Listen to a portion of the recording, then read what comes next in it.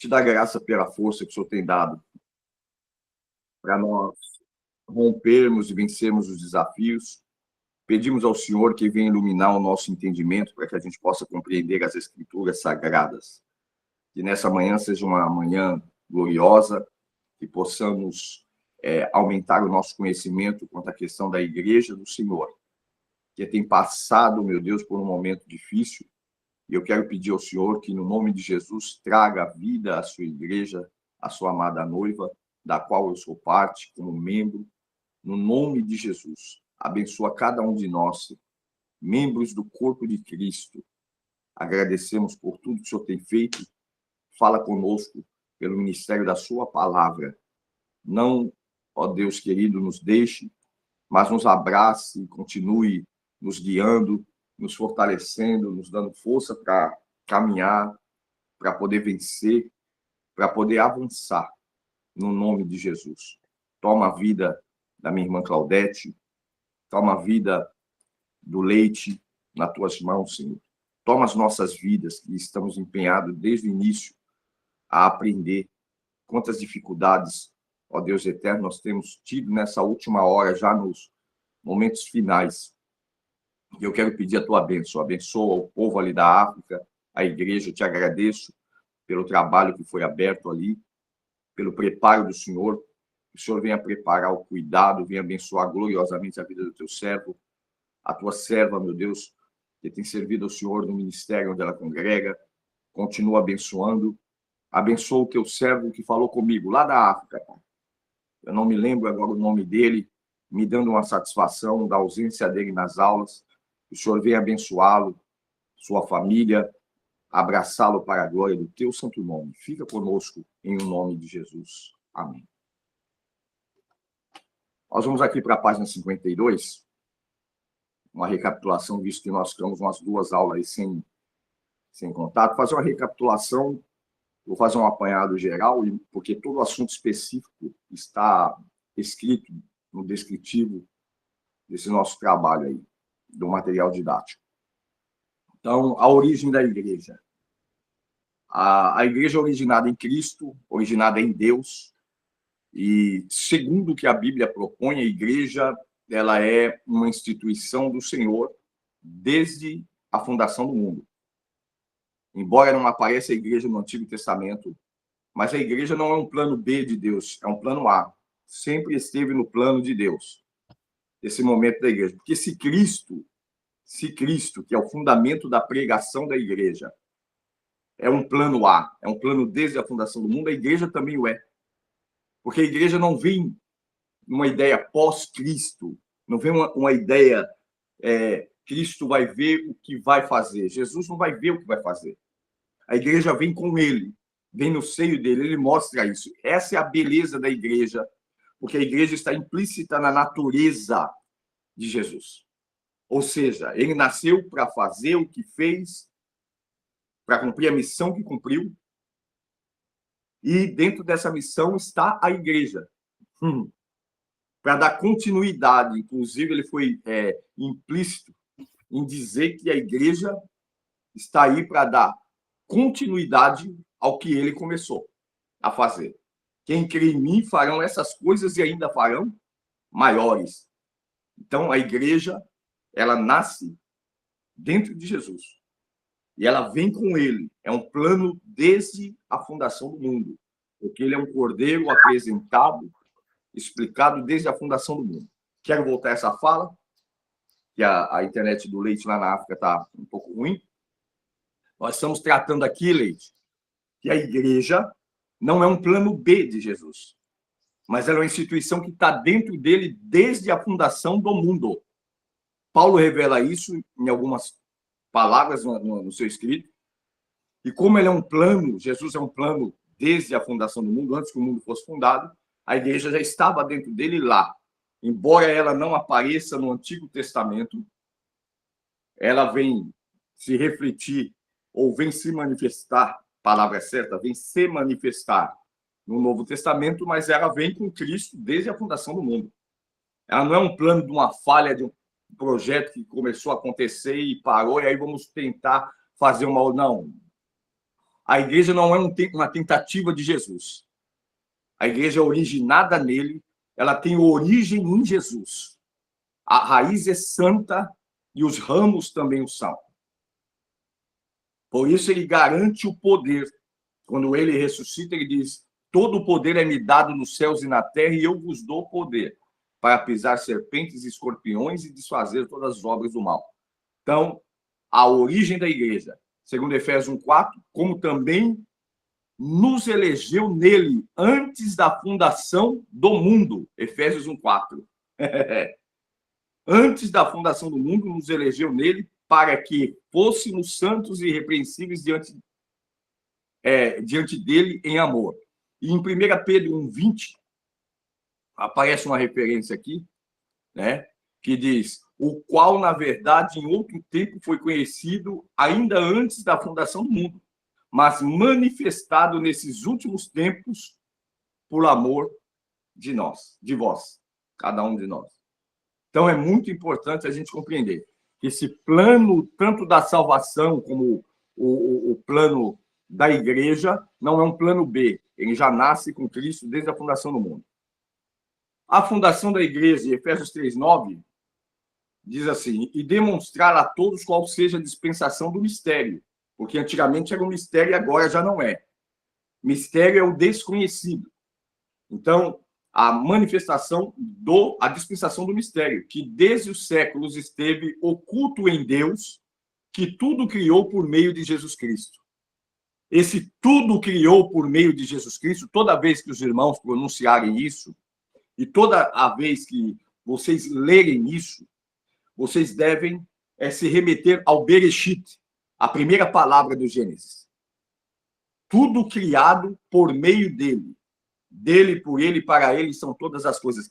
Sem ele, nada do que foi feito se fez. Ou seja, nele subsiste todas as coisas. Então, a origem da igreja, e a igreja é fundada, ela não é fundada num terreno, ela não é fundada nessa pedra fundamental que os cristãos antigos tinham o costume de fazer, ela é fundada em Jesus Cristo, porque ele é o mantenedor dela, ele é o sustentador da igreja. A igreja não é sustentada com dinheiro, a igreja não é sustentada com ouro e nem com prata, não é sustentada com vestes bonitas, carro do ano, com riquezas minerais, naturais, não é sustentada com comida e nem bebida. A igreja é sustentada com o poder de Deus, com a vida de Jesus Cristo. Porque ele vive, a igreja tem vida. Porque Cristo morreu e ressuscitou. Então, a igreja tem vida. A vida da igreja, o desempenho da igreja, o sucesso da igreja não está baseado num plano estratégico da inteligência humana de qualquer pastor, qualquer líder religioso. O sucesso da igreja está em entender que o sucesso dela está baseado na vida, na intimidade que ela tem com Jesus. A maior estratégia de crescimento de uma obra de Deus, de uma igreja, a maior estratégia continua sendo a vida em Deus. E vou repetir essa palavra, que vai para o YouTube. A maior estratégia da vida da igreja, de uma igreja de sucesso, continua sendo uma comunhão ímpar, singular, exclusiva com Deus. A perda do contato com Deus, ainda que tenha sucesso numérico, ainda que haja encontros explosivos, emoções à flor da pele, é o fracasso total para qualquer pessoa, grupo que se denomina igreja. O sucesso da igreja está em ter vida em Deus, obedecendo aqueles 4 pilares dos quais nós falamos em eclesiologia. Os 4. Doutrina dos apóstolos, comunhão, oração, partir do pão. O nascimento da igreja. A Igreja de Cristo iniciou a sua história com um movimento de âmbito mundial. Após o dia de Pentecostes, cumprindo-se o dia de Pentecostes, né, os 50 dias após a ressurreição de Cristo, e 10 dias depois da ascensão do Senhor Jesus Cristo, nós temos a questão da igreja.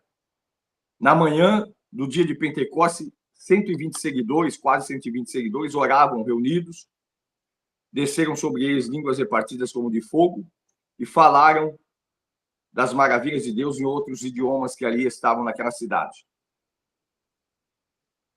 O tríplice efeito do Pentecoste iluminou a mente dos discípulos, compreenderam que o reino não era político, que numa nação política, e nós podemos notar que nos nossos dias de hoje, no Brasil, no caso no Brasil, a manifestação política, né, o poder político tem exercido uma pressão muito forte na vida de muitos líderes, e por isso nós estamos vendo a igreja num fracasso tremendo. Mas o dia de Pentecostes, nos dias de Pentecostes, quando terminou a festa de Pentecostes, houve o derramamento do Espírito Santo sobre a vida daqueles quase 120 crentes. Ali aconteceu o rompimento da igreja e o Estado. O rompimento da igreja e o Estado, entre aspas, porque isso aí historicamente ou literalmente vai acontecer um pouco mais à frente, ok? Mas é só para a gente entender que dentro do coração dos apóstolos, ali, eles compreendem que o reino do Senhor Jesus não era político. E deveriam estar totalmente na dependência do Espírito Santo. Olha aí, 3 coisas importantes, né? O tríplice efeito do Pentecostes, que a igreja não poderia ter perdido, né? A iluminação da mente, a compreensão de que o reino de Deus não é reino político, ou seja, Deus não vai mudar nada na política, porque não tem nada a ver uma coisa com a outra. Não existe uma ligação entre o reino de Deus e o reino político. E a terceira coisa é entender que está totalmente na dependência de Deus. A igreja precisa voltar a compreender isso. O crescimento da igreja aconteceu pós a pregação, né? Nós vemos ali Pedro, aliás, pregando a palavra, quase 3.000 almas, logo em seguida mais 5.000 pessoas se rendem a Jesus. Então, houve um crescimento expressivo logo nos primeiros dias ali, pós-Pentecoste, né? E a arma que a igreja usava, que fazia ela crescer demasiadamente, era simplesmente o testemunho dos membros. Enquanto aumentava o número de membros, aumentava o número de testemunhas, pois cada membro era um mensageiro de Cristo. Olha só, cada membro ali se tornou um mensageiro de Cristo. O motivo desse crescimento foi o seguinte: perseveravam na doutrina dos apóstolos, perseveravam na comunhão e partir do pão, perseveravam na oração, possuíam temor, muitos sinais e maravilhas se faziam e muita alegria e sinceridade entre os irmãos. Atos 2, capítulo 2, verso 41 ao 47. Mostra esse crescimento. Então, havia ali os 4 pilares, né? Doutrina dos apóstolos, comunhão, oração e partir do pão. Os 4 pilares. E aí tinha os irmãos que possuíam temor pelo que acontecia. Muitos sinais e maravilhas se faziam por conta de tudo isso. E havia muita alegria e sinceridade entre eles. Por isso a igreja crescia. No montante da imagem da igreja no mundo hoje, ainda em alguns lugares, graças a Deus, o Senhor Deus tem feito algumas autoridades reconhecer que a igreja é uma instituição fundamental para a sociologia. Mas a perseguição é muito grande e a luta também. A igreja pentecostal, no caso nós adotamos esse nome, porém eu acredito ser um nome que não inadequado. Pentecostes tem tudo a ver com o judaísmo, né? A festa dos judeus, mas a igreja de Cristo, a igreja primitiva, né? Era uma igreja poderosa na fé e testemunho. Era pura no seu caráter, abundante em amor. Agora ela tinha um defeito, que era a falta de zelo missionário, que é algo que repercute hoje. Eu quero espiritualizar isso, trazer para o nosso templo. É o que repercute hoje. Nós achamos o sucesso da festa. Então, nossas igrejas estão cheias de festas, e por ter festas, muitas coisas boas, nós mantemos isso dentro do nosso ciclo. E fechamos os olhos para a missão.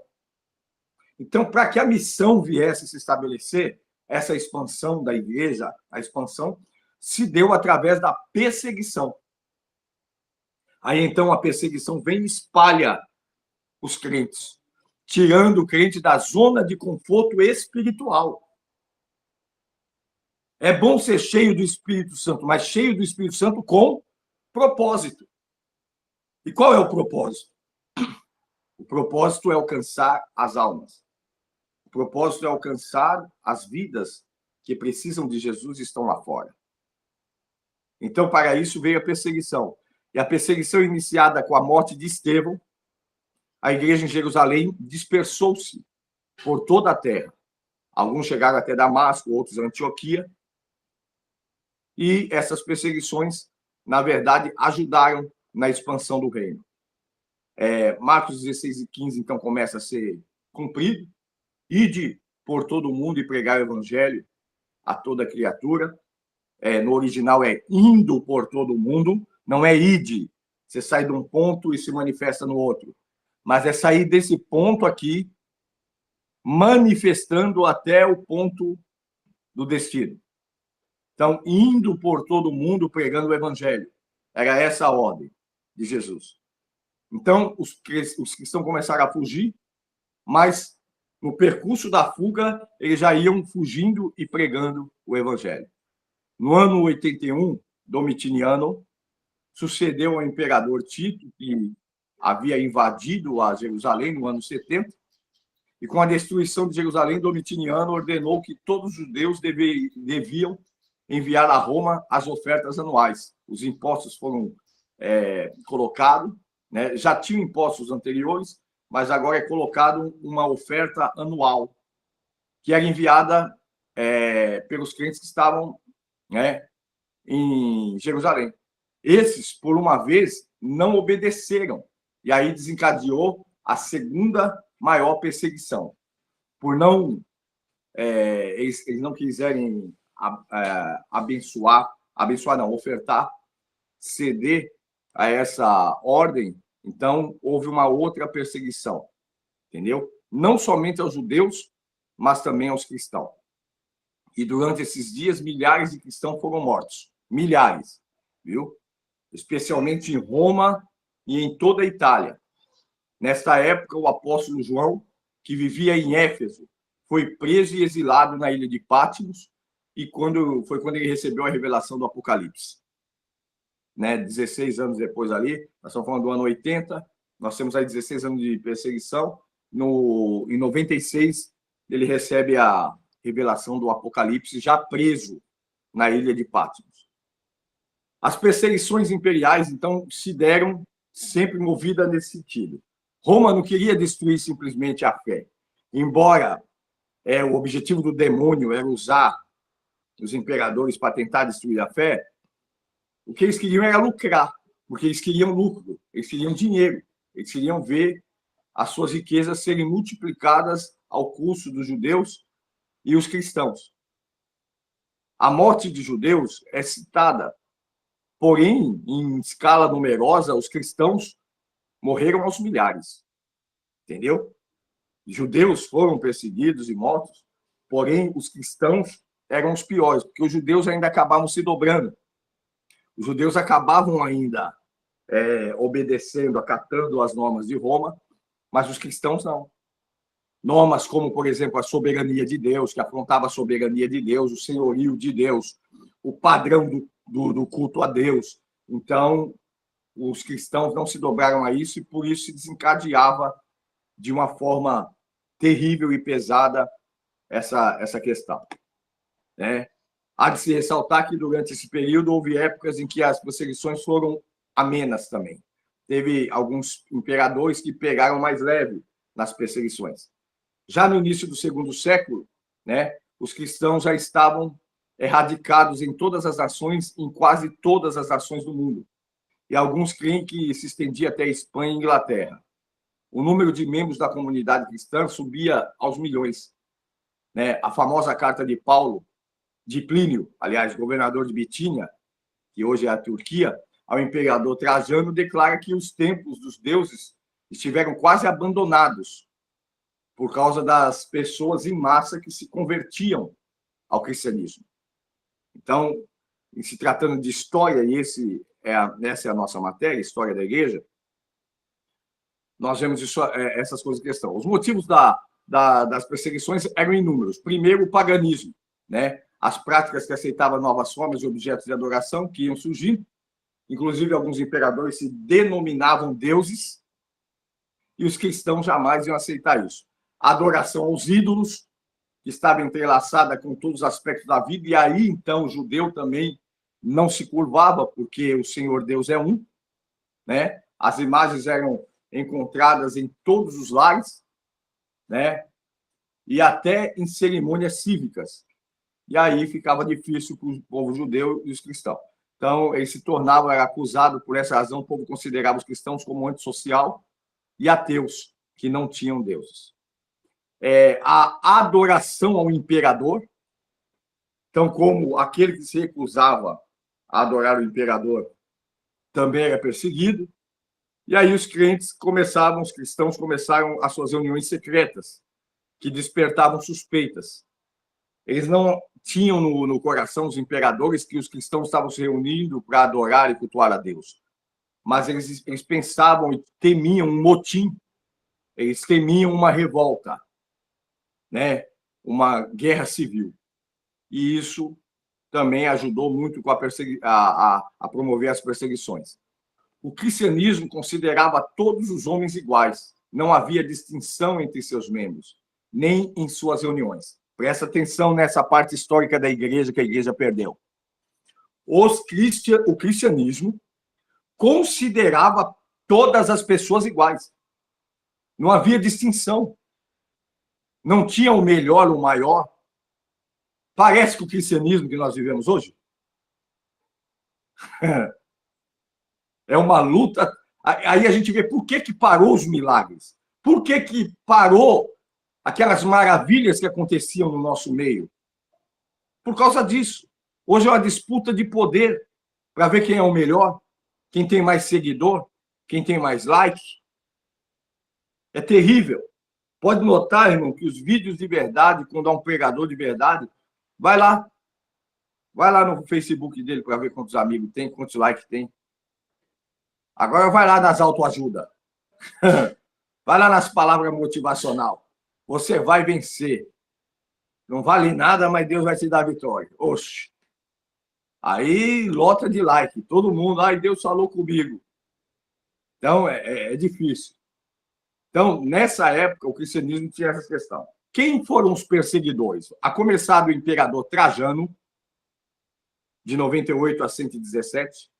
Imperador Adriano, de 117 a 138. Imperador Marco Aurélio, de 161 a 180. Imperador Severo, 193 a 211. Imperador Décio, 249 a 251. Imperador Diocletiano, um dos piores, viu? 305 a 310. A última e a mais sistemática e a mais terrível de todas as perseguições foi nesse governo.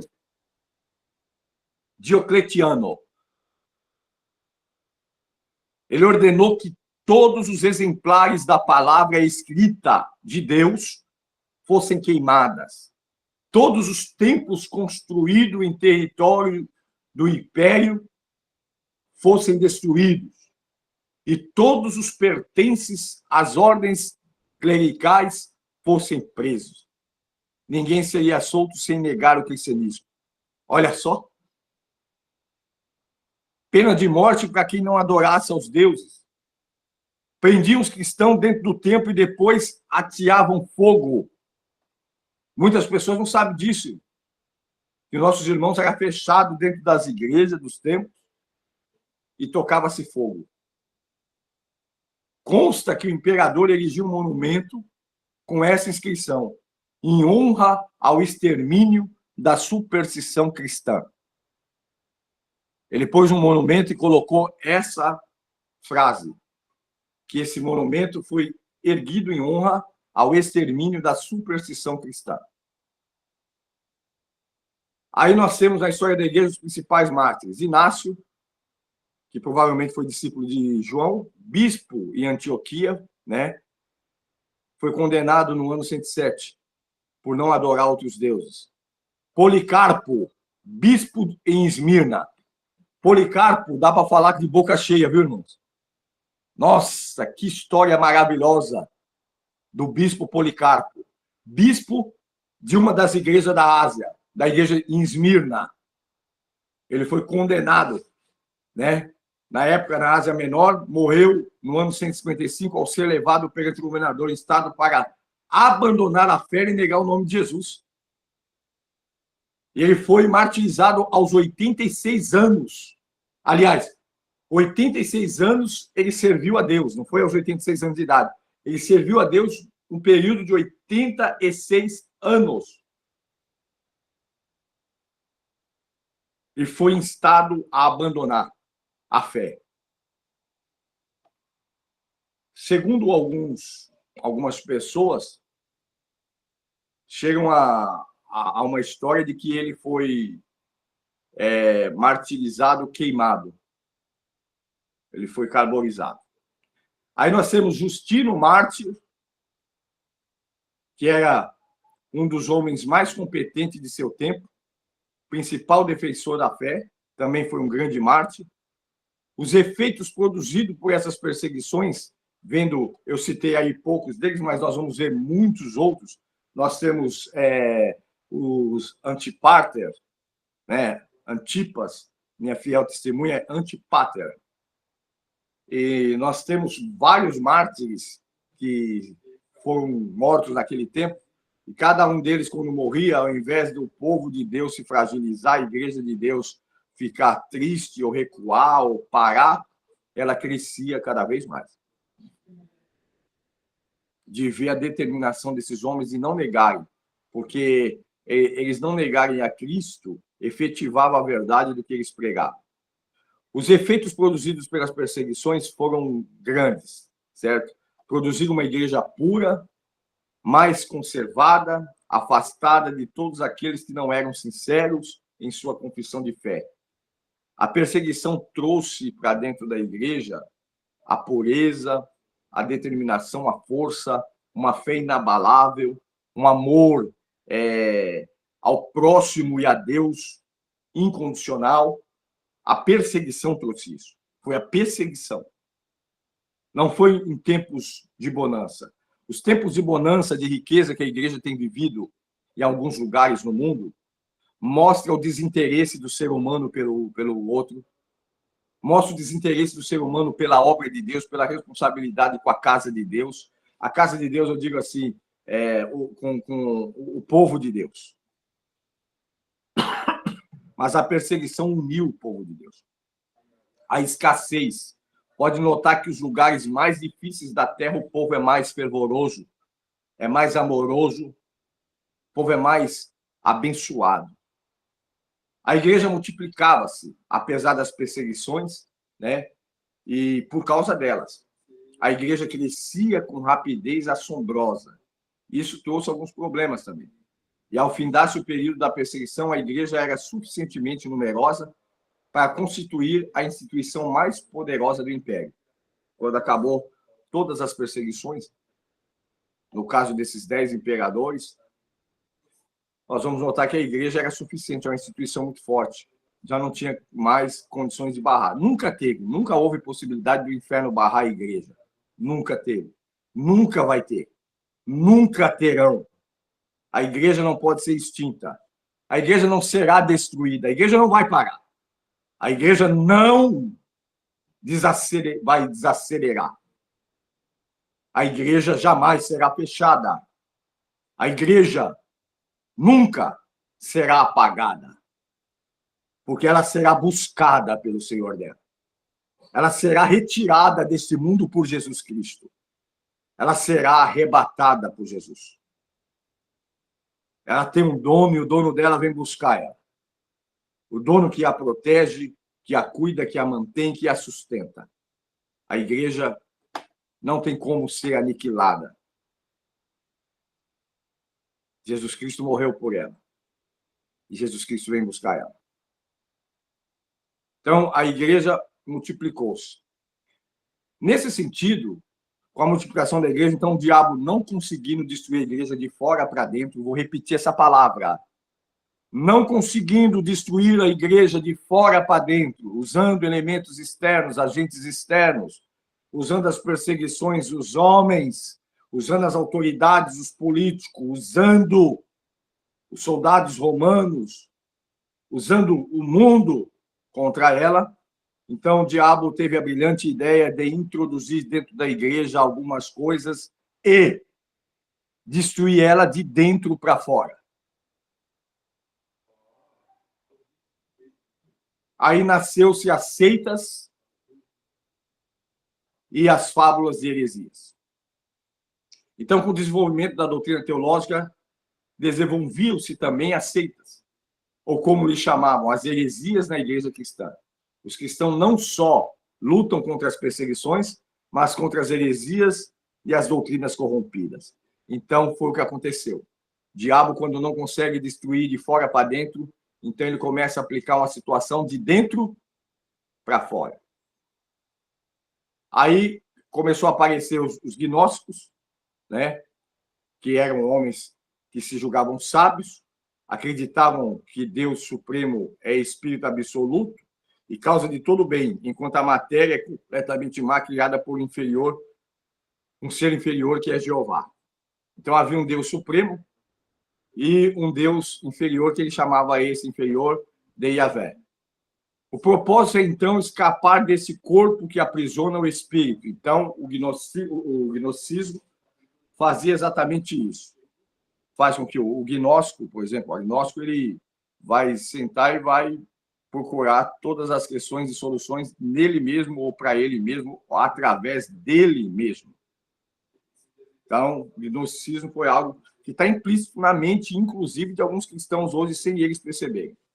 Aí tinha os ebionitas, né, que eram os pobres, eram os judeus cristãos que insistiam na observância da lei e dos costumes judaicos.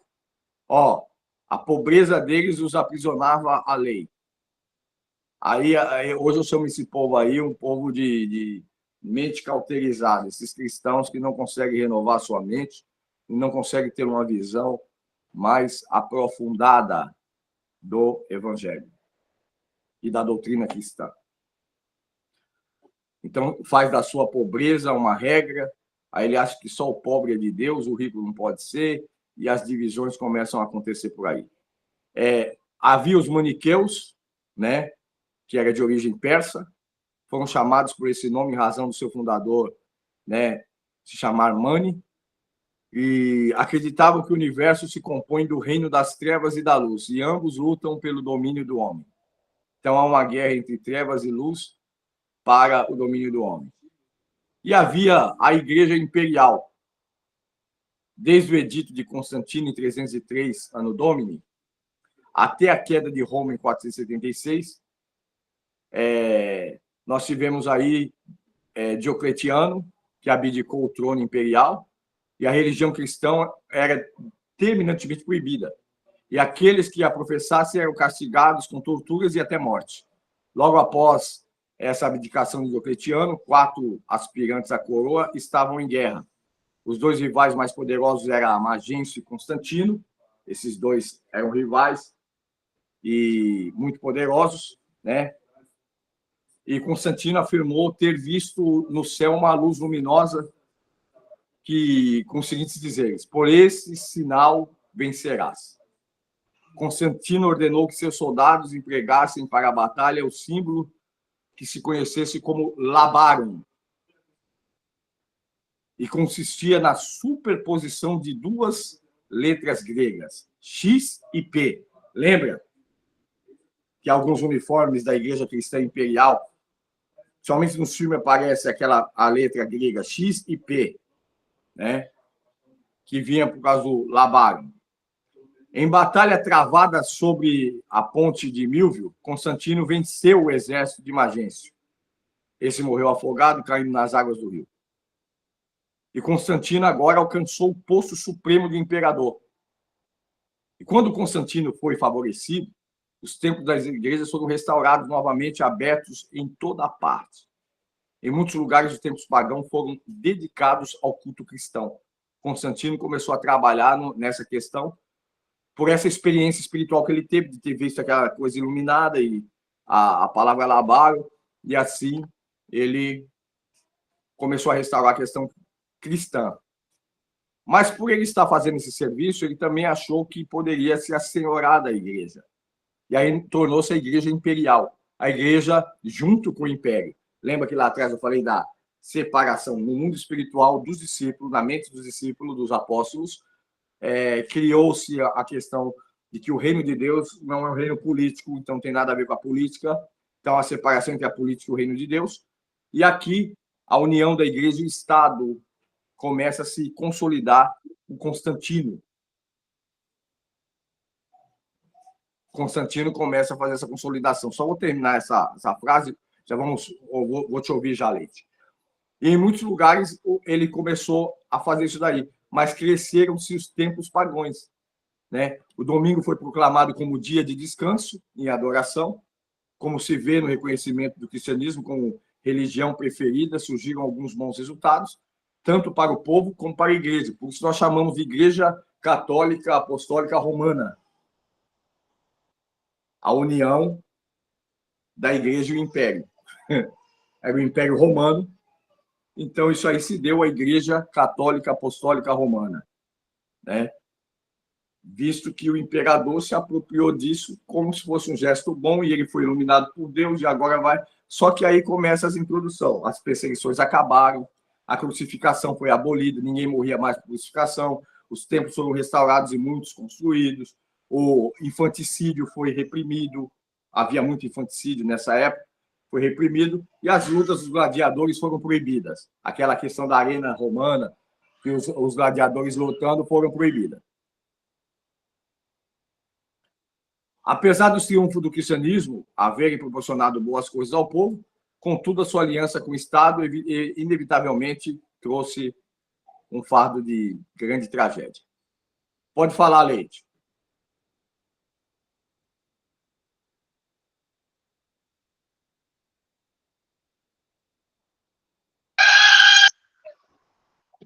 Sim, você está me ouvindo aí?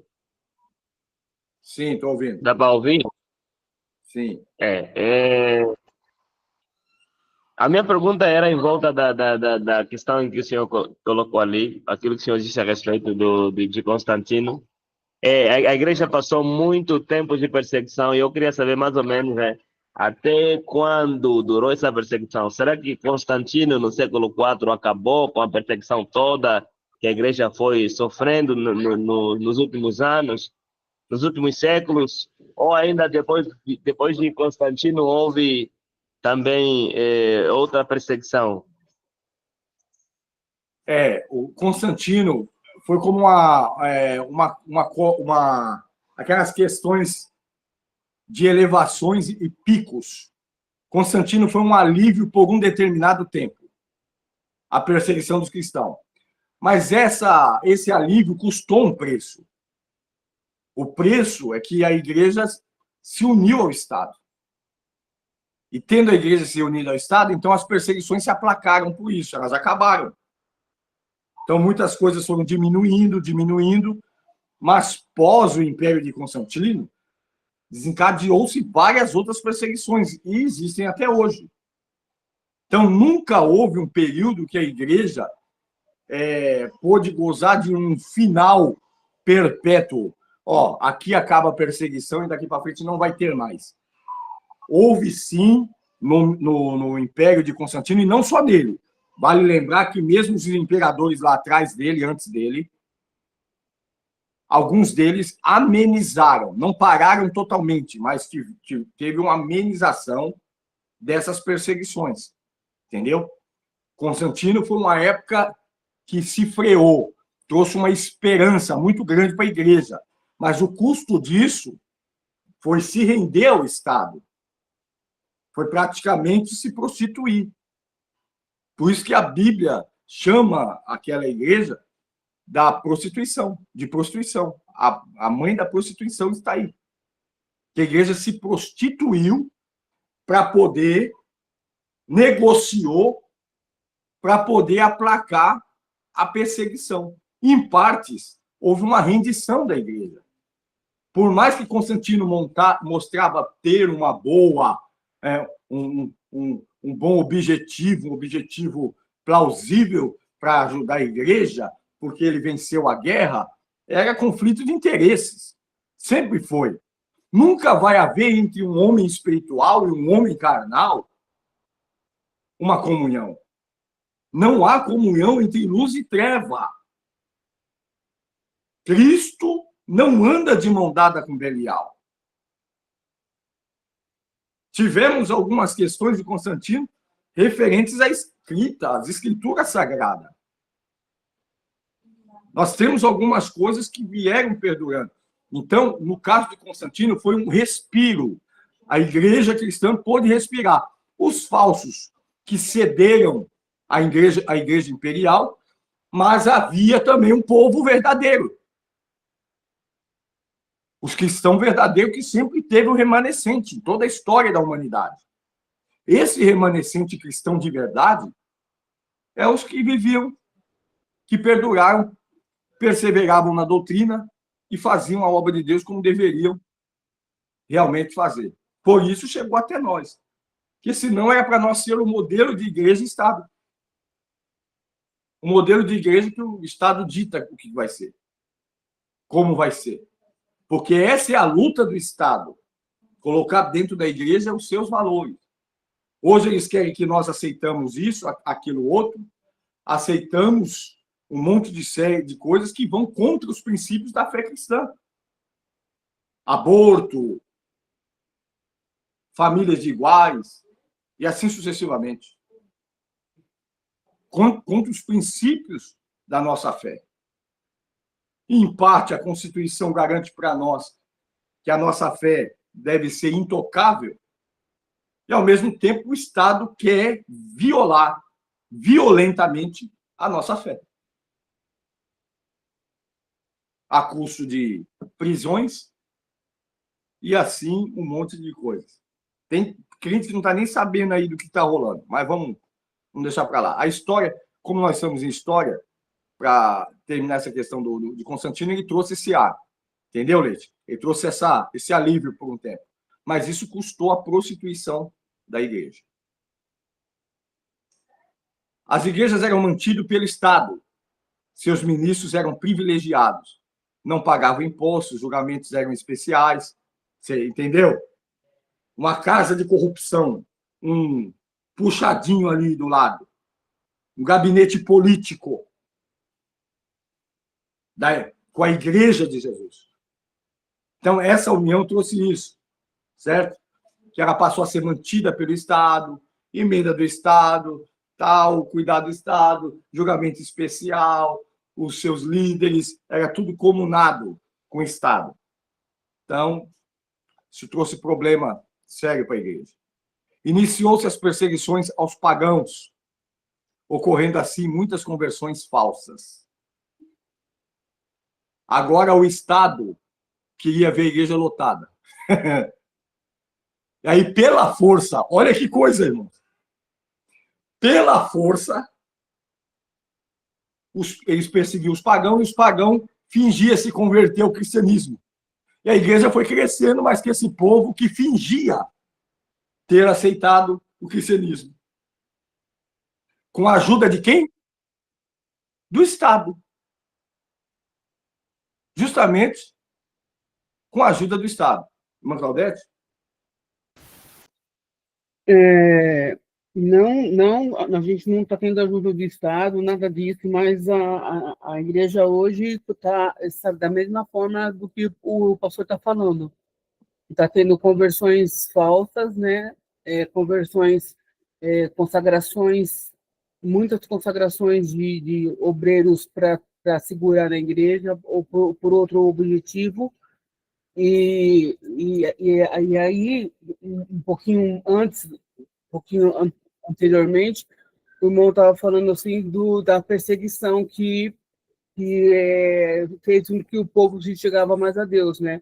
E no começo, antes de começar a aula, eu estava falando com o pastor João Leite, que na África, em outros países, tem esse negócio de perseguição, mas a perseguição, entre aspas, ela é boa para fazer com que o povo ele volte-se para Jesus, porque o Brasil ele está muito cômodo viver no Brasil, e no Brasil e em outros países está muito fácil, como eu falei para o irmão João Leite. Então, assim, a perseguição às vezes é necessário para que o povo venha acordar e venha novamente se entregar a Jesus Cristo e buscar novamente o Espírito Santo e buscar novamente a consagração, né, as coisas espirituais, porque as coisas hoje eu vejo aqui perto de onde eu moro, eu vejo muitas coisas que não são relacionadas no espiritual. Eu vejo muito isso é que aconteceu lá em Constantino, lá no tempo de Constantino. Então, o que aconteceu lá está acontecendo agora. Então, não mudou muita coisa, só mudou o nome das pessoas e a época. É verdade, é verdade. É uma realidade. Eu acredito que para a igreja do Brasil se despertar, precisa desencadear-se uma perseguição. A zona cômoda, o demônio da prata e do ouro, Mamon, a riqueza, está cerceando a vida desses homens. Então, a igreja está corrompida. E eu não tenho medo de falar. Quem quiser... Eu estou falando assim com os irmãos, e eu sei que vai para o ar, mas eu não tenho medo de falar que a igreja no Brasil está totalmente... aos remanescentes. Eu não vou generalizar, mas o remanescente é muito pouco. De 100%, 2%. 2% dos que não se contaminaram. Não tenho medo de... E olha que eu acho que eu estou sendo generoso ainda. A igreja... Irmãos, eu arrepio, me dá tristeza, eu me emociono. A igreja no Brasil é uma vergonha. Em comparação à Bíblia, ao que deve ser, como a nossa irmã Claudete colocou aí agora. Está cheio de obreiros disfuncionais, pastores disfuncionais, que não poderiam ser nem diácono, nem auxiliar serve. E não estou dando nome, então posso falar. Use a carapuça quem quiser. A realidade é essa. Despreparados, sem amor, sem afeto natural, com aparência de piedade, mas negando a eficácia dela. O que Paulo disse a Timóteo, sobrevirão dias trabalhosos, homens amantes de si mesmo, mais amantes da criatura do que de Deus, cobiçosos de torpe e ganância, difamadores, destratores, apacentam a si mesmos. Vamos falar a realidade da igreja. Fico besta quando eu vejo uns crentes aí, né? Mano, fala da igreja que Deus vai pegar. Que igreja? Da igreja não se deve falar mesmo, não. Mas disso aí, diz que é noiva de Jesus, mas está tendo um caso com o demônio. Diz que é noiva de Jesus, mas tem o Satanás como amante. Olha a vida desses crentes de hoje, irmão. A minha igreja está uma benção lotada, porque é campanha todo dia, ela é circo. É campanha todo dia. É a porta aberta, a porta quase aberta, a porta escancarada. É campanha de a chave de ouro, a chave de bronze, e inventa campanha, e um monte de campanha. Quero ver se a igreja está viva, é no culto de oração. Você vai no culto de oração, tem 2, 3 pessoas. É no culto de ensinamento, quando se tem um bom ensinamento. Também para ensinar abobrinha. Tem um monte aí ensinando abobrinha. Besteira. Perdendo tempo falando besteira. A igreja, a Bíblia é tão rica, cheio de assuntos maravilhosos, o camarada vai ensinar abobrinha. Como é que se senta para almoçar? Pelo amor de Deus. A Bíblia é rica. Então, falar que a igreja no Brasil, com bispos, pastores milionários e membros passando fome, é o retrato da igreja de Cristo, isso é mentira. Que nem Jesus e nem os apóstolos fizeram isso. Nenhum deles viveram isso. Concentração de riqueza numa pessoa só. Dia de Pentecoste, havia concentração de riqueza em uma pessoa? Tinha. Quando o Espírito Santo veio, o que aconteceu? Não deixou de ter. Aqueles que tinham riquezas venderam suas propriedades e depositaram aos pés dos apóstolos e foi suprida a necessidade de toda a comunidade messiânica. Não havia mais concentração de riqueza. Então, se nós formos falar da igreja atual, que se acha, viu? Se acha, é tal aquela noiva do fulano de tal. A faveladinha que namora com o cabeção, o mandante do local. Então, ela se acha, porque ela anda de Hilux, de Mercedes, de Audi, mas não é dela. É esse o comportamento da igreja de hoje. Não generalizando. Quem tem ouvidos para ouvir, ouça. Entendeu? Mas essa é a verdade.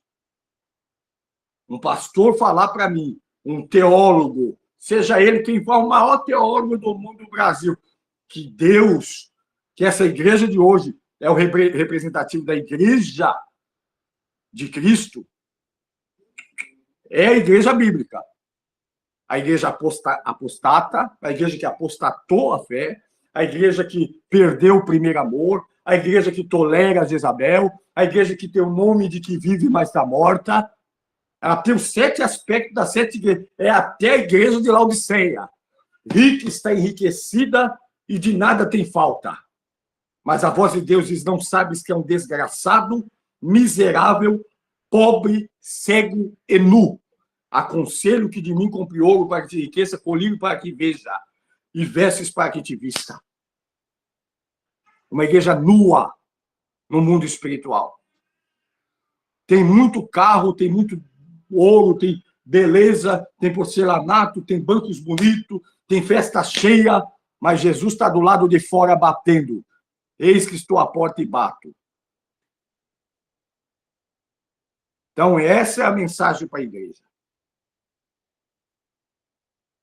A igreja cresceu. E o que a irmã Claudete falou aqui, eu quero corroborar que é isso mesmo. Precisa-se de uma perseguição para ver se os nossos cultos de orações começam a funcionar. Para ver se os nossos cultos de ensino, para ver se os crentes começam a cultuar Deus, se juntar de verdade para cultuar, se ajuntar de verdade para poder socorrer os irmãos, para poder fazer o trabalho social, para cuidar dos domésticos na fé.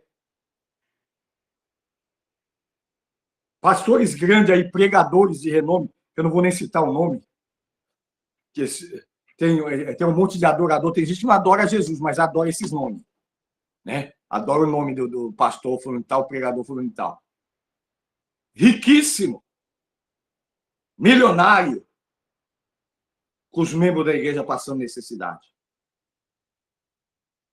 Esse não é o Jesus da Bíblia. Esse não é o Jesus que se importa. Essa não é a igreja primitiva. Essa não é a igreja que anda na doutrina dos apóstolos, na comunhão, na oração e no partir do pão. Essa não é. Aí você vai para a África, aí nós temos aí o pastor João Leite, lá na África, Moçambique, Angola, toda aquela região ali, perseguição travada, fora a perseguição, a escassez de uma sustentação básica de vida, escassez de comida, escassez de vestimenta, escassez de tudo. Mas os crentes fervorosos, os crentes uma família, um ajudando o outro, um amando de verdade o outro. Por quê? Porque sabe o valor disso. Então, benditas as perseguições que tiveram sobre a igreja primitiva. Senão ela teria acabado. Eu acho que se o inimigo soubesse que, ao invés de perseguir, era só criar uma zona de conforto, a igreja não existia mais, ele teria feito. Ele descobriu tarde demais. A perseguição só ajudou. Ela só ajuda. Então, os pagãos se introduziram dentro da igreja. Nós temos hoje ali muitos, é idêntico, como a nossa irmã Claudete bem observou. Nós temos muitos hoje, falsas conversões, falsos ministérios, falsos ministros, pessoas que não têm comprometimento nenhum com Jesus. Não nasceu de novo. Tomou banho de água. Na verdade, deu um mergulho no rio. Foi batizado, não, só tomou banho. Deveria ter aproveitado e dado um mergulho de verdade. Para fingir. Aí você vai olhar nas obras, não é crente. Não consegue perdoar, não consegue fazer, é só Deus. Aí, aos poucos, as festas pagãs tiveram os seus lugares na igreja. O resultado dessa falsa conversão, história da igreja aqui, olha como é forte a gente observar isso. O resultado dessa falsa conversão fez com que esse falso cristão ficasse alguns anos dentro da igreja e alcançasse o respeito da comunidade. Logo, então, ele se tornou um líder de alguma coisa. Mas o paganismo dele, de dentro dele, não morreu. E o que acontece? Ele introduz ele dentro da igreja. Essa falsa conversão, um falso pastor, um falso ministro, um falso diácono, um falso evangelista, o que vai acabar acontecendo? Ele vai começar com as ideinhas dele. Galinha de arruda, folha da árvore da figueira que já eu subi em cima, e aí vai. Começa o paganismo. As ideias de culto, as liturgias, as ideias humanas para dirigir a igreja de Deus. E aí começou a contaminação de dentro para fora.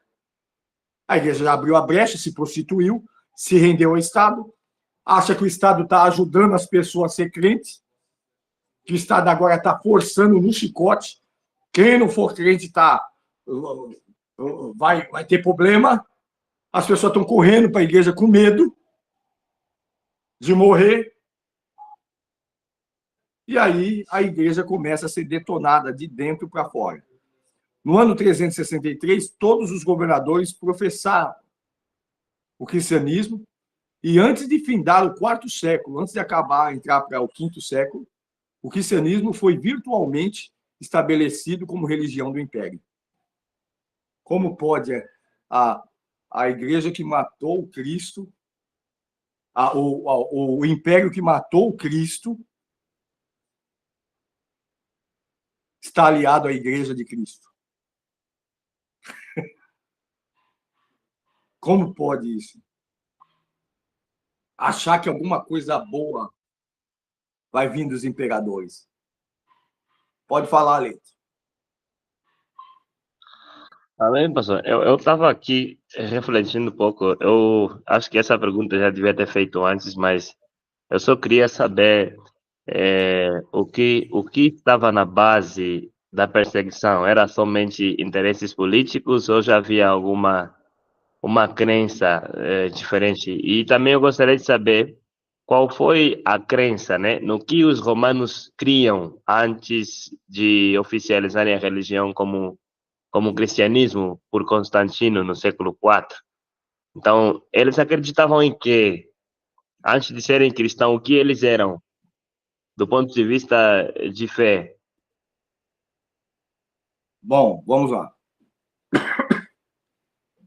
A pergunta é excelente, isso aqui vai nos levar para um nível maravilhoso, para a gente compreender algumas coisas ainda nos dias de hoje. Não quero ser advogado do diabo, porque eu não sou advogado do diabo. Mas esse laço da igreja de Roma com a igreja mostra para a gente que nem tudo é demônio. Nós estamos falando de um império cujo Deus deles é o imperador. Não há crença espiritual. Não existe fé. Quando se fala de Roma, não se fala de fé. Se fala de ego. Roma promovia o culto a si mesmo. Roma promovia a força. Tanto quando se une o reino greco-romano, nós estamos falando da força e sabedoria. Sabedoria da Grécia com a força de Roma. O que era? É uma alavanca debaixo de uma pedra. Antigamente era um soldado querendo empurrar uma pedra. Aí veio a Grécia e trouxe uma alavanca. O soldado faz menos força, um soldado só move a pedra. Era 10 soldados para mover uma pedra. Então, o culto sempre foi. As questões de Roma, eu vou entrar para vocês aqui, a questão de Roma.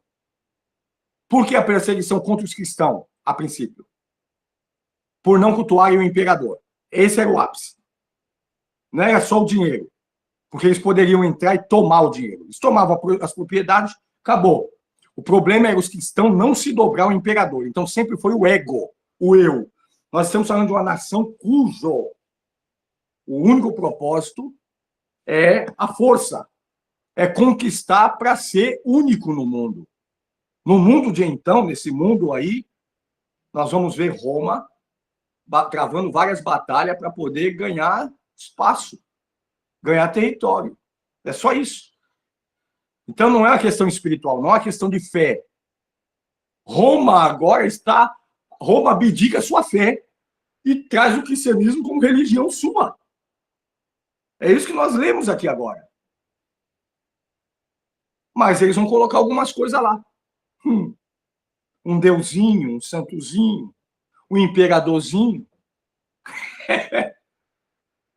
Que essa igreja agora está disposta a aceitar Roma. Justamente porque essa igreja não quer fazer o quê? Duas coisas. Não quer morrer e não quer dar dinheiro.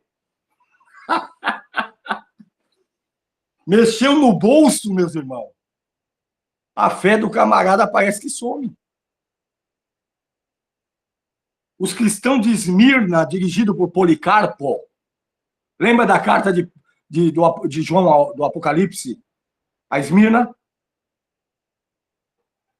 Sei as tuas obras. Sei que está todo mundo dizendo que você é pobre, mas tu é rico. Lembra? Tens uma perseguição de 10 anos, fala dos 10 imperadores, as 10 perseguições. Olha o que a Bíblia fala. A história conta.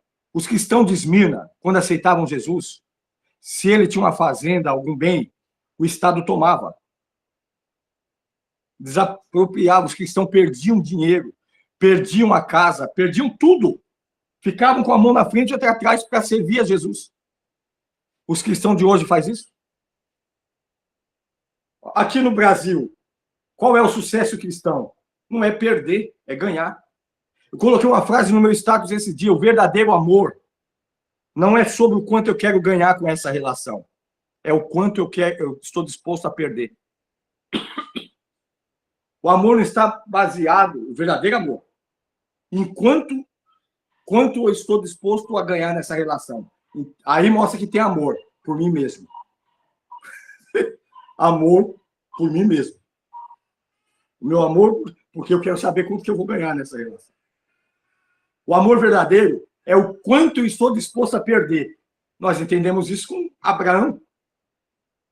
O quanto ele estava disposto a dar para Deus por amor a Deus. Até Isaac. E Deus amou o mundo de tal maneira que deu.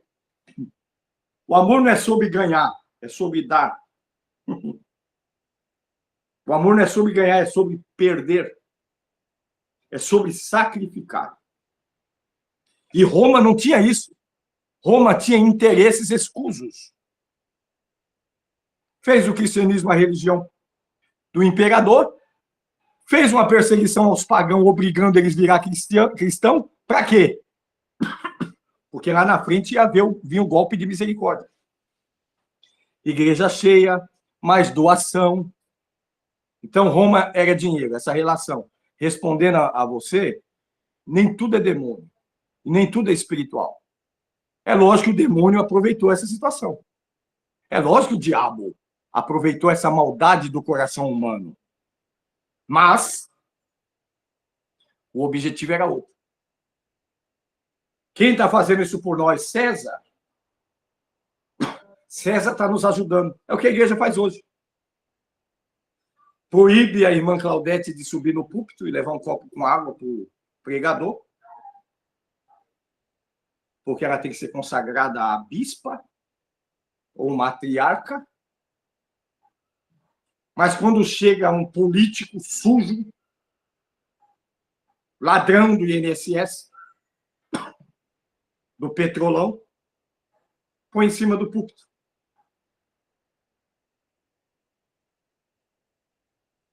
Quando chega um corrupto da altura de Luiz Inácio Lula da Silva,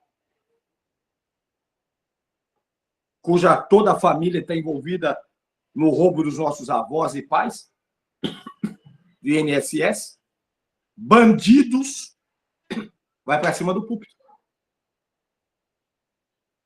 Vocês estão entendendo? É sobre isso, sobre essa prostituição, sobre essa abominação no santuário. Por conseguinte, o imperador Constantino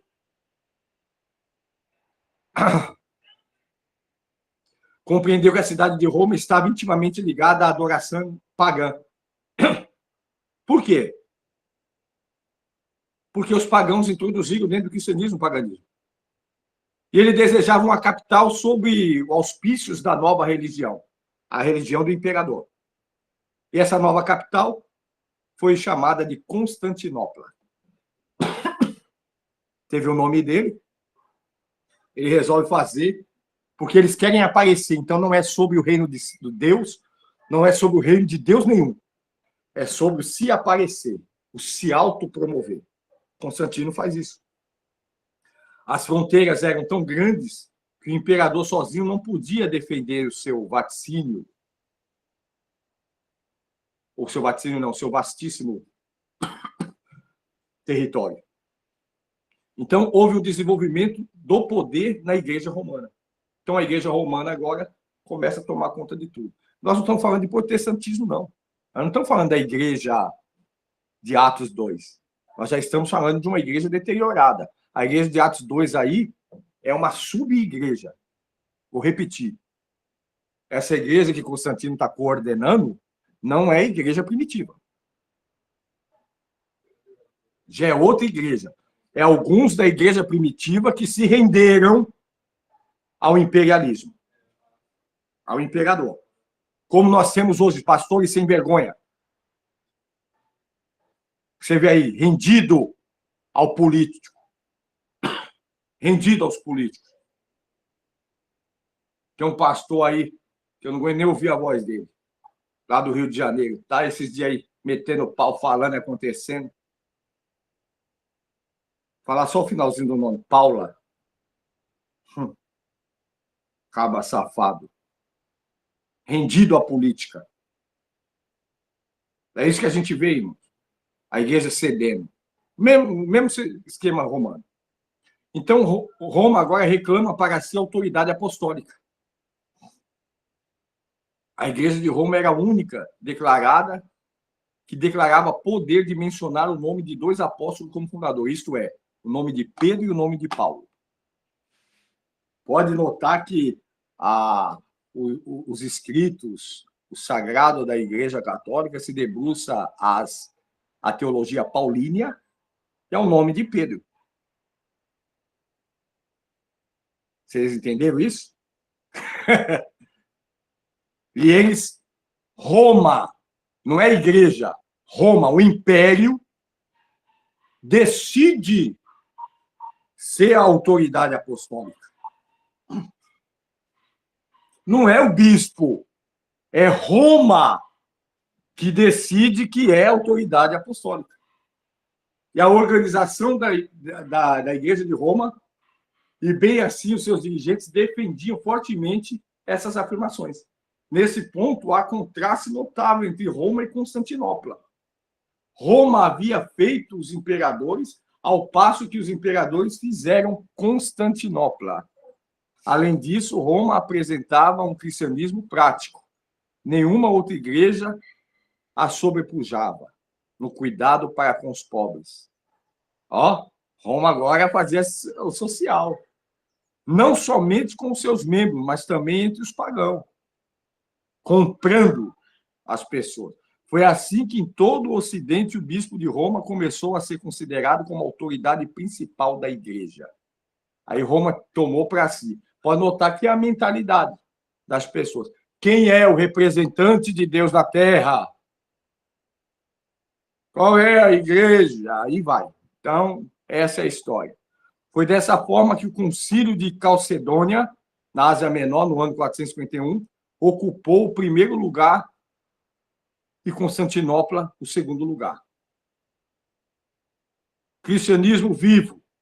Nessa época decadente, ainda era vivo e ativo o cristianismo. Mas por essa igreja que vivia no sul. A igreja dos que não se venderam, não se renderam ao imperialismo, não casaram com o Estado. Havia esse remanescente, que não havia se comprometido com o Estado. Era a igreja pura, a igreja de Cristo, como há hoje ainda os remanescentes. A maioria está vendido, mas aos remanescentes. O cristianismo nessa época, né, decadente, ainda era vivo e ativo. Nós podemos mencionar alguns bispos dirigentes da igreja nesse período que contribuíram para manter vivo o cristianismo.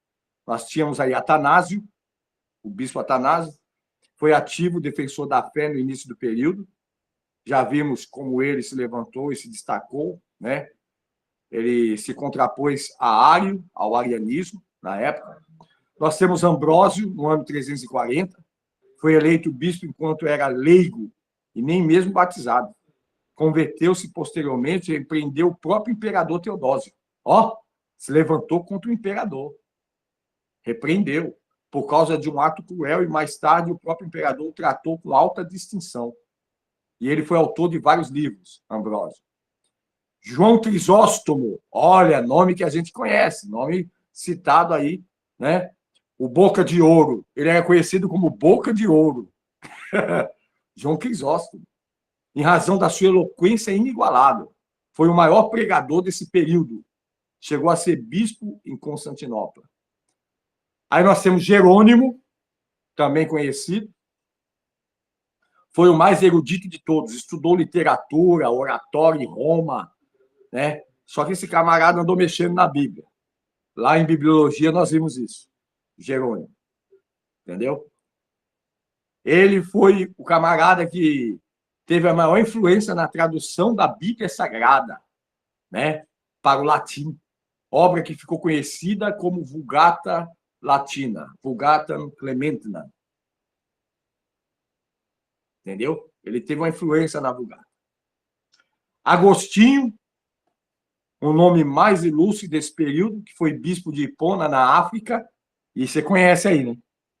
Agostinho é citado porque ele foi bispo de Hipona, na África. Entendeu? Escritor de vários livros sobre o cristianismo e sobre a própria vida. A influência é muito forte no cristianismo, porém a fama e a influência de Agostinho estão nos seus escritos sobre a teologia cristã, da qual ele foi o maior expositor desde o tempo de Paulo. Ele foi um homem assemelhado a Paulo, expositor, né, forte. A teologia de Agostinho é muito forte. Inclusive, eu me reservo ao direito de falar a vocês para mergulhar nos escritos de Agostinho, tá entendendo? Com uma determinada prudência, mas foi um teólogo muito forte e uma referência muito fantástica sobre o cristianismo. Aí nós temos o período da Igreja Reformada, que é desde a queda de Constantinopla, que aconteceu no ano 1453, até o fim da Guerra dos 30 Anos, em 1648. Aí nós estamos falando do século XV e século XVI, né? Aí teve esse período aí que, na Guerra dos 30 Anos, nós vemos isso em 1648, mas houve a reforma protestante na Alemanha, que foi protagonizada por Martim Lutero. a reforma na Alemanha, nesse período de 200 anos, o grande acontecimento foi a reforma, que alude à Guerra dos 30 anos ali, tal, mas nesse período teve a reforma protestante, que foi a questão das 95 teses de Martinho, a questão da justificação pela fé e a luta da reforma protestante dentro da igreja. Uma coisa, assim como o diabo tentou destruir a igreja de dentro para fora, Deus também entrou na igreja de Roma e começou a derrubar os pilares da mentira de dentro para fora. Haja vista Martinho Lutero, sai da igreja de Roma. Martinho Lutero sai da igreja de Roma, sai bravo, sai tremendamente da igreja, trazendo a reforma protestante, uma revelação ímpar e singular das Escrituras, de Romanos, capítulo 4. A maioria dos estudiosos italianos desse período eram homens distintos de vida religiosa. Os papas dessa época, né, destacavam-se mais pela cultura do que pela fé. Então, é a questão histórica, a questão da cultura, né, no norte dos Alpes da Alemanha, na Inglaterra, na França, o movimento da Europa, possuía sentimento religioso. Então, a religiosidade até hoje é um peso muito grande para as famílias mais tradicionais desses lugares, né? Então, o interesse pelas escrituras, pelas línguas grega e hebraica, cresceu-se muito para poder chegar às exegeses bíblicas, né? E aí nós tivemos aí alguns homens debruçando-se a investigar os verdadeiros fundamentos da fé, independente dos dogmas de Roma. Homens que, embora conheciam as dogmas de Roma e as seguiam, começaram a investigar para ver se era aquilo mesmo, com mais profundidade, as escrituras sagradas, independente dessas dogmas. Por toda a parte do norte e do sul, a renascença, né, assolapava a Igreja Católica Romana. Então, houve um ato muito forte nessa questão da reforma, enquanto o espírito de reforma e de independência despertava na Europa. E chamava, né, e chamamos esse movimento, que começou a arder primeiramente na Alemanha, de reforma. No eleitorado da Saxônia, sob a direção de Martinho Lutero, monge e professor da Universidade de Wittenberg, aonde ele foi lá e apregoou as 95 teses de justificação pela fé. O Papa que reinava nessa época é o Leão X. Em razão dessa necessidade avotada, aí começou-se a desencadear também uma grande perseguição por conta dessas reformas, porque tudo isso traz certamente um despertamento dos adversários, sejam eles humanos ou espirituais, certo? Somos para terminar as obras do Templo de São Pedro em Roma, que no caso o Vaticano, permitiu que em seu enviado, João Teisel, né, percorresse a Alemanha vendendo bulas assinadas pelo Papa, as quais dizia possuir a virtude de conceder perdão de todos os pecados. Então, a venda das indulgências, né, terreninho no céu, aquela coisinha toda, e ele foi inventando história, que não é mais ou menos o que a gente faz também no protestantismo hoje? Quando a gente sobe no púlpito vendendo olhinho consagrado, a aguinha do Rio Jordão, folha da figueira que Jesus amaldiçoou. Não é a mesma patifaria quando se vende a mezuzá, a menorá, quando judaizamos a igreja? Irmãos, esse período foi para a igreja católica. Mas hoje nós temos um período de decadência e sincretismo religioso com o judaísmo. Pastores que põem o véu de cabeça de 4 pontas do homem nos ombros para pregar. Não, consagrei a Deus. Quem disse que Deus quis? Nem tudo que você consagra, Deus aceita. Não, eu consagrei a Deus e eu ponho aqui que eu tenho um mistério com Deus. Que mistério com Deus? Parece um idiota, o judeu ri de você. O talit não é para carregar nos ombros, ele é o véu de 4 pontas do homem, é na cabeça, para usar na cabeça. O judeu usa lá. Não precisa ser no culto, qualquer judeu usa no meio da rua. Tonto. Mas vamos deixar isso aí para lá. Quando eu falar de ser heresia, eu vou falar.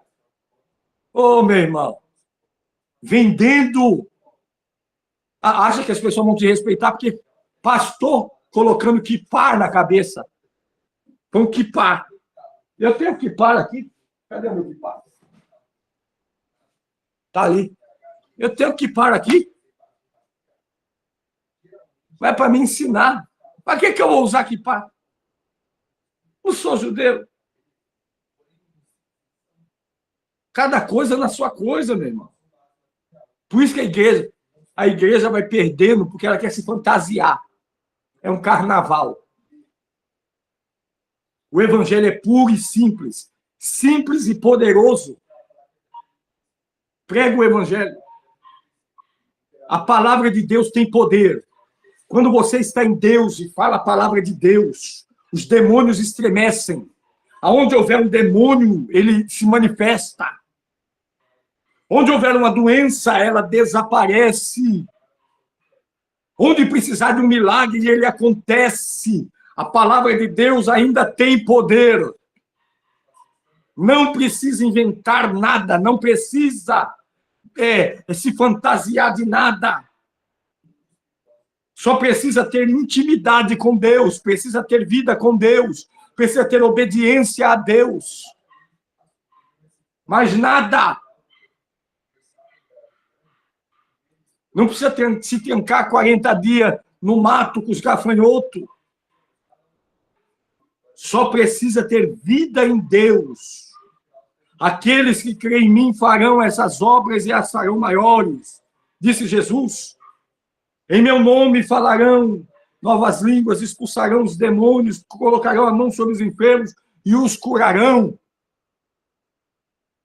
Nós vamos fazer maravilhas, desfazer obras do mal. Jesus disse, é simples, em meu nome. Mais nada, em meu nome, no nome de Jesus. Então, hoje, nós passamos um pouco aqui o horário, porque eu também tenho atrasado. Mas a semana que vem nós continuamos aqui de Wittenberg. O Papa Leão X. Não tem muita coisa para se dizer. Nós vamos falar sobre a igreja atual, semana que vem. Aí vai dar pano para manga. Prepara as perguntinhas aí para a igreja atual. Viu? A igreja atual vai dar problema. Prepara o arsenal. Pode trazer todas as dúvidas da atualidade. Vai dar problema.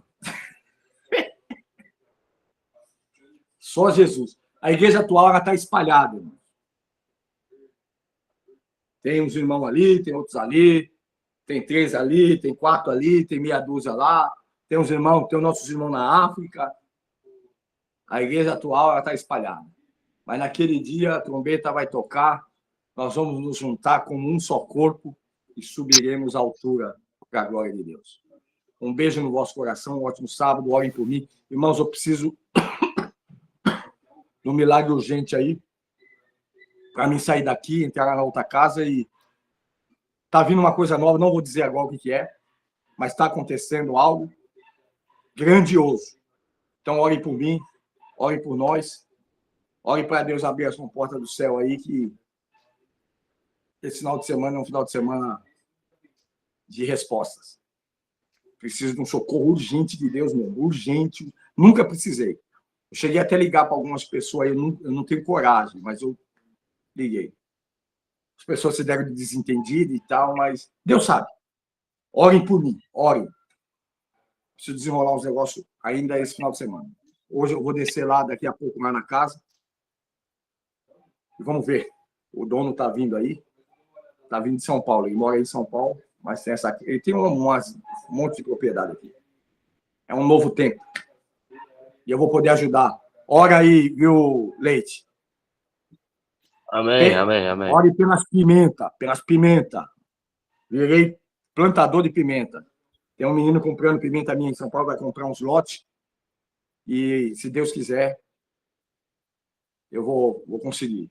E aqui, para expandir esse negócio aqui embaixo, aqui não tem pimenta também. Então, vai ser um negócio bom. Ora por nós aí, porque está no meu coração essa África aí. Esse trabalho aí é nosso. Amém. É nosso, é de cada um de nós. É meu, é seu. A Amém. irmã Claudete, tenho certeza, está com a gente, né, nessa empreita aí. E estou muito feliz pelo Amém. trabalho. Estou com aqueles vídeos todos, aqueles negócios. Assim que terminar todas essas mudanças, eu vou montar aqui a agência. Tá bom? Um beijo no coração, a paz do Amém. Senhor Jesus. Fiquem com Deus. Um ótimo sábado. Paz do Senhor a todos, Deus te abençoe. Vamos orar Amém. assim, pastor. Vai dar tudo certo, em nome de Jesus. Já deu. Em nome de Jesus.